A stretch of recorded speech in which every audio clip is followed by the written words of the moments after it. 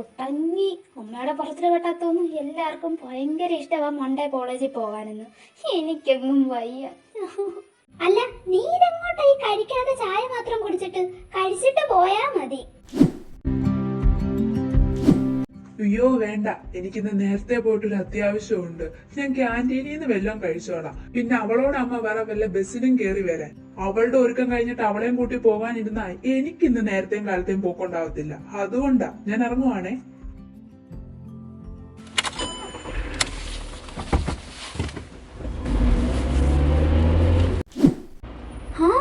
അത് ഏട്ടന്റെ വണ്ടി സ്റ്റാർട്ട് ആകുന്ന സൗണ്ട് അല്ലേ?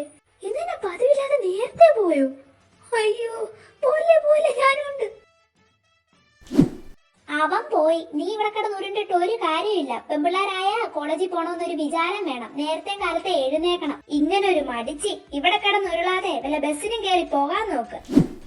ഞാൻ നേരത്തെ എഴുന്നേറ്റതാ. അമ്മയുടെ മോനാ കൊച്ചു വെളുപ്പാൻ കാലത്തെ കോളേജിലേക്ക് എഴുന്നള്ളിയത്. ഞാൻ ബസ്സിന് പൊക്കോളാം. ഓ എന്റെ പൊന്നോ.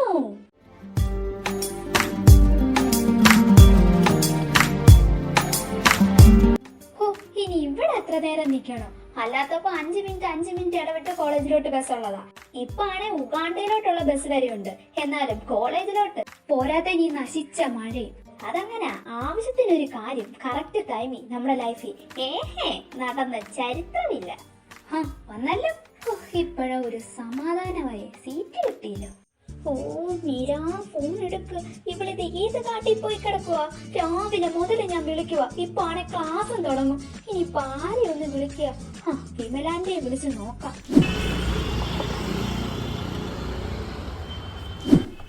ഓ ഈ നശിച്ച ബ്ലോക്ക്. സമയം 9:30 കഴിഞ്ഞ്. ഇനി ഇതിനകത്ത് ഇരുന്ന് കഴിഞ്ഞാൽ ഫസ്റ്റ് അവറിന്റെ കാര്യം തീരുമാനമാകും. ഒരു വളവും കൂടെ അല്ലേ ഉള്ളൂ. ഇറങ്ങി നടക്കാം.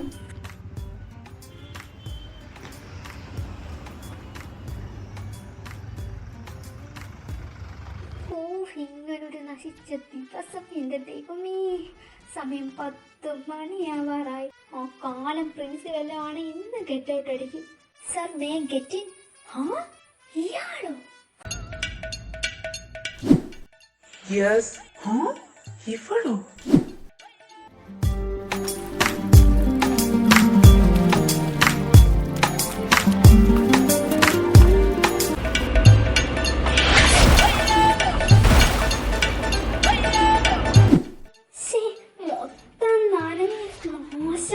അവന്റെ ഒരു വണ്ടി. നിർത്തണോ വണ്ടി? താക്കണോ ക്ലാസ്? താക്കണോ? ഇവളെ ഞാനെന്ന് നീ രാവിലെ ചാവാൻ ഇറങ്ങിയേക്കുവാണോ?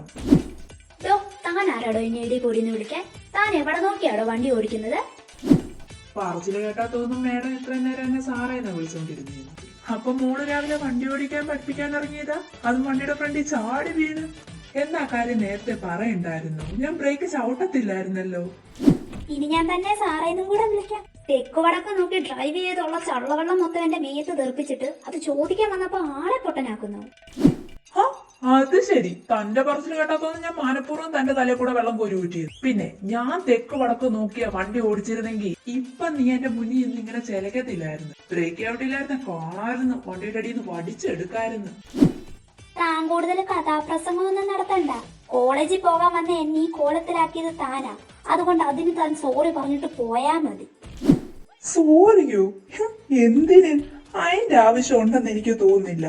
പിന്നെ ദേഹത്ത് വെള്ളം തെറിച്ചത്. ഇതുപോലെ മഴ പെയ്യുമ്പോൾ എത്രയൊക്കെ പതുക്കെ പോയാലും വെള്ളം തെറിക്കും. അങ്ങനെ വെള്ളം തെറിക്കാതിരിക്കാനാണ് ഫുട്പാത്ത് ഉണ്ടാക്കി ഇട്ടേക്കുന്നത്. അതിലൂടെ നടക്കണം. അല്ലാതെ റോഡിന്റെ നടുക്കൂടെ നടന്നിട്ട് വെള്ളം തെറിച്ചെന്നും പറഞ്ഞ് വണ്ടി ഓടിക്കുന്നവന്റെ മെക്കിട്ട് കയറിയിട്ട് ഒരു കാര്യവുമില്ല. തന്നെയുണ്ടല്ലോ. എനിക്ക് പറയട്ടെ, ഈ റിയാക്ട് ചെയ്യുന്നൊക്കെ നല്ലതാ. പക്ഷെ അത് കുറച്ച് മാനേഴ്സോട് കൂടി വേണം. തന്റെ വിചാരം താനാ കോടതിന്ന്. അതത്ര നല്ലതല്ല. താൻ എന്നെ കൂടുതൽ മാനേഴ്സും റെസ്പെക്റ്റും പഠിപ്പിക്കണ്ട. പിന്നെ തന്നെ പോലുള്ളവർക്കൊക്കെ മാനേഴ്സും റെസ്പെക്റ്റും എന്റെ പൊട്ടി തരും. എന്നാ മോള് പോയി പട്ടിയായിട്ട് വാ. ഞാൻ ഇവിടെ ഒക്കെ തന്നെ ഉണ്ടാവും. മാറങ്ങോട്ട്. രാവിലെ ഇറങ്ങിക്കോളൂ ഓരോന്ന് കുറ്റിയും പറിച്ചുകൊണ്ട് മനുഷ്യന്റെ സമയം കളയാൻ വേണ്ടി. ഇതാരും ഉണ്ണിയാർച്ചയോ? മാനേഴ്സ് കാണിക്കാൻ പട്ടിയായിട്ട് വന്നതാ? അല്ലടോ, തന്റെ അടിയന്തരത്തിന് സാമ്പാർ വിളമ്പാൻ. താനെന്താ ഇവിടെ? മാനേഴ്സ് പഠിപ്പിക്കാൻ ഇറങ്ങിയതാ. ഇത് തന്റെ നടു റോഡല്ല, കോളേജാ. പിള്ളേരെടുത്തിട്ട് ഉടുക്കും. എന്നാ അതൊന്നും അറിഞ്ഞിട്ടേ പോന്നുള്ളൂ. പിന്നെ മാനേഴ്സ് മാത്രമല്ല, എനിക്ക് വേറെ പലതും പഠിപ്പിക്കാൻ അറിയാം. എന്താ തനിക്ക് കാണണോ? അതെനിക്ക് രാവിലെ തന്റെ പെർഫോമൻസ് കണ്ടപ്പോഴേ മനസ്സിലായതാ, താൻ പലതും കാണിക്കുമെന്ന്. ബട്ട് സോ സോറി, എനിക്കിപ്പോ അതിന് തീരെ സമയമില്ല. ആ വഴിയിൽ നിന്ന് മാറുമായിരുന്നെങ്കിൽ എനിക്ക് ക്ലാസ്സിൽ കയറായിരുന്നു. എന്നാ പെർമിഷൻ ചോദിച്ചിട്ട് കേറിക്കും. ആരോട്? തന്നോടോ? അതിന് താനേതാ? ഒന്ന് പോടോ. Stop it. ഈ എടോ പോടോ താനെന്നൊക്കെ വിളിക്കാനേ ഞാൻ തന്റെ അച്ഛനൊന്നുമല്ല. I am your professor, so you should respect me and don't cross your limit. Mind it. Professor? Yes, if you want to get in my class, you have to ask my permission. That's a basic manners. അതങ്ങനെ അതുണ്ടായിട്ട് വേണ്ടേ. ഇതിലും പേരോ വണ്ടി ഇടിച്ചങ്ങ് ചാവുന്നതായിരുന്നു. Attendance എന്റെ ആവശ്യമായി പോയി. ഇല്ല, ഞാൻ കാണിച്ചു തരായിരുന്നു. സോറി സർ, എനിക്കറിയത്തില്ലായിരുന്നു സാറായിരുന്നു ഇവിടുത്തെ സാറെന്ന്. Can I get it? അപ്പൊ പറയേണ്ട രീതി പറഞ്ഞ ഉണ്ണിയാർച്ചയ്ക്ക് മാനേഴ്സും റെസ്പെക്റ്റും ഒക്കെ കാണിക്കാൻ അറിയാം. Why not get it?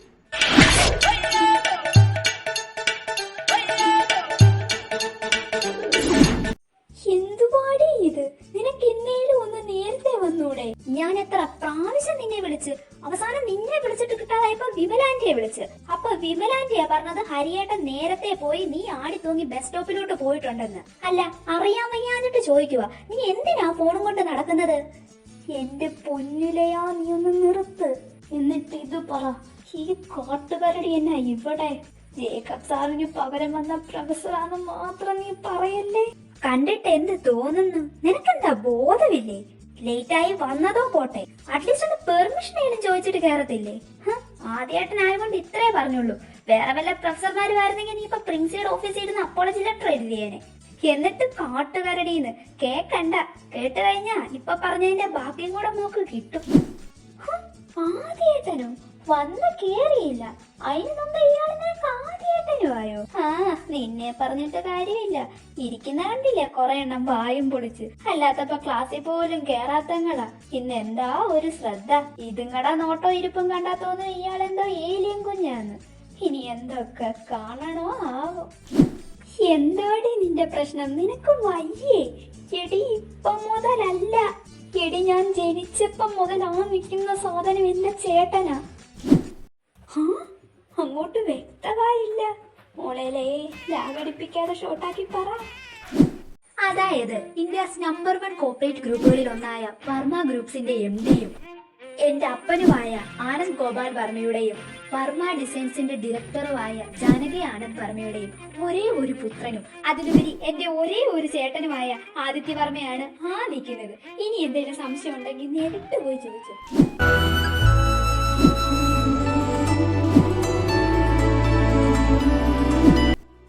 അത് ഞാൻ മറന്നു. നീ എന്റെ ഏട്ടനെ കണ്ടിട്ടില്ലല്ലോ അല്ലേ? എന്തായാലും ഏട്ടൻ ഫ്രീ ആവട്ടെ, നിന്നെ ഞാൻ പരിചയപ്പെടുത്താം. എന്തിന്? ഒന്ന് പരിചയപ്പെട്ടതിന്റെ ക്ഷീണം ഇതുവരെ തീർന്നിട്ടില്ല. ഇനി ഒന്നും കൂടെ പരിചയപ്പെടാനുള്ള സ്റ്റാമിന എനിക്കില്ല. നീ ഒന്ന് പൊക്കെ. പരിചയപ്പെട്ടെന്നോ?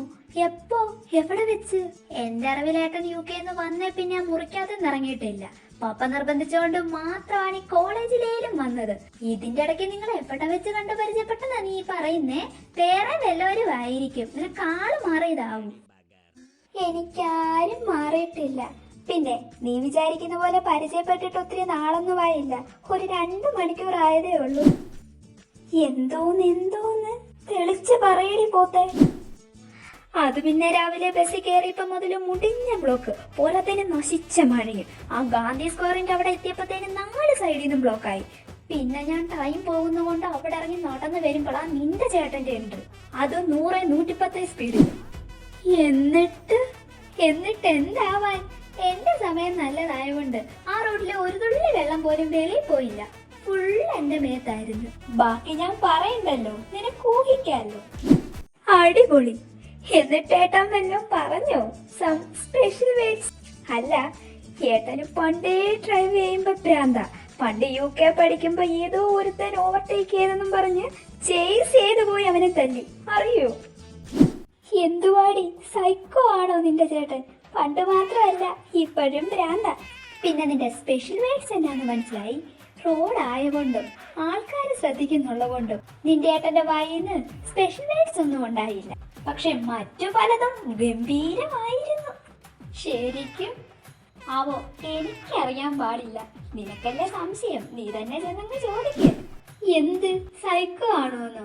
എന്നിട്ട് വേണം ഇപ്പൊ കിട്ടിയതിന്റെ കൂടെ ബാക്കി ഞാൻ വാങ്ങാൻ. നീ എന്താ വിചാരിച്ചേ, ഞാൻ പെർമിഷൻ ചോദിക്കാതെ ക്ലാസ്സിൽ കയറിയതിനെ മാറ്റി നിർത്തി ചോദിച്ചതാണോ?